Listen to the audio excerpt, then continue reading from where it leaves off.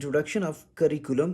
Curriculum का लफ्ज़ derived हुआ है कुरेरी से।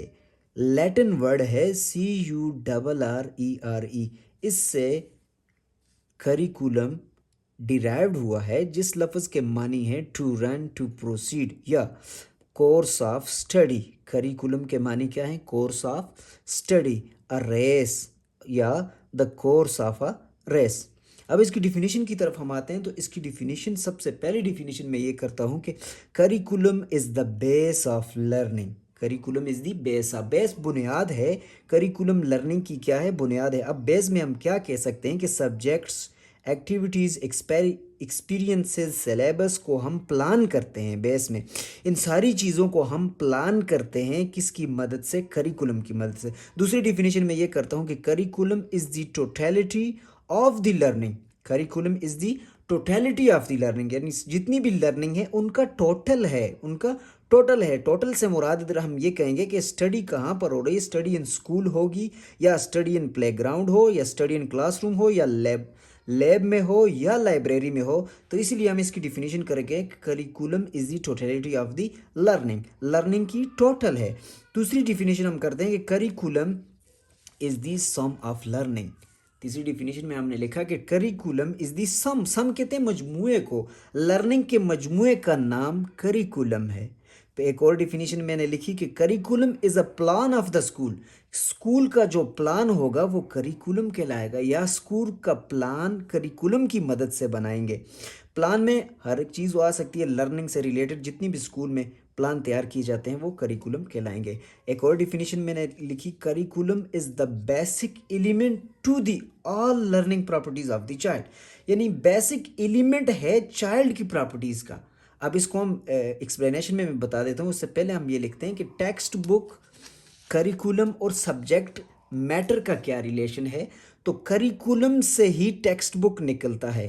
करिकुलम का पार्ट्स है टेक्स्ट बुक, करिकुलम का पार्ट्स है सब्जेक्ट मैटर। हम ये कह सकते हैं कि curriculum is more than text book, curriculum is more than subject matter. अब हम डिफिनीशन, इस लास्ट डिफिनीशन की एक्सप्लेनेशन कर लेते हैं कि करिकुलम बेसिक एलिमेंट कैसा है लर्निंग के लिए।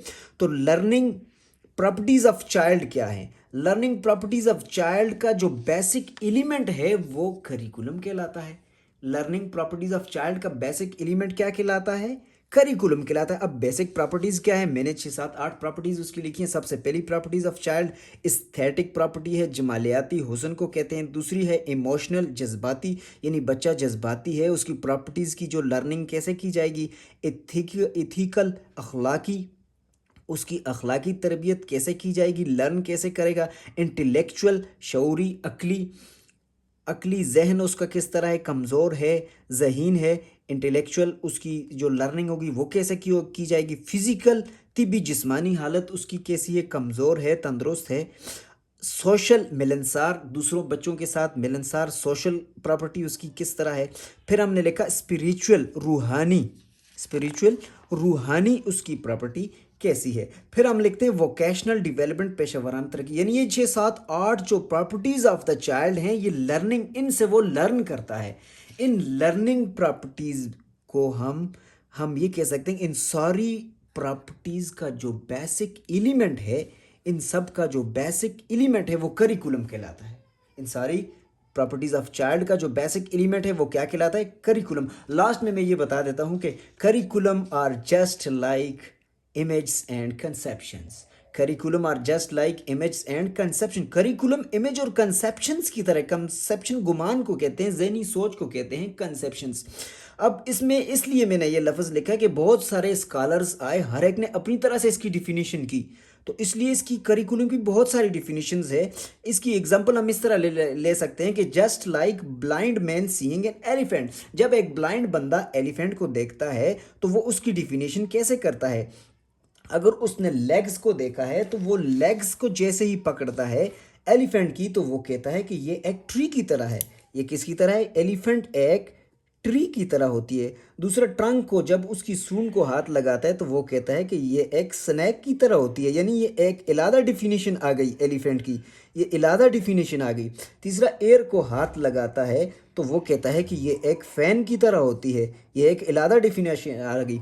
अब एक टस्क को हाथ लगाता है यानी हाथी के दांत को, तो वो कहता है कि ये क्या है, शार्प स्पेयर है, शार्प शार्प स्पेयर की तरह है, यानी बाला बर्छा जो होता है उसकी तरह होती है। यानी ये चार डिफिनीशन हाथी की आ गई। इसी तरह ये जो लफ्ज़ करिकुलम है, हर एक स्कॉलर्स ने उसकी इलादा इलादा डिफिनीशंस की है। तो हम ये कह सकते हैं कि curriculum are just like image and conceptions. Thank you for watching.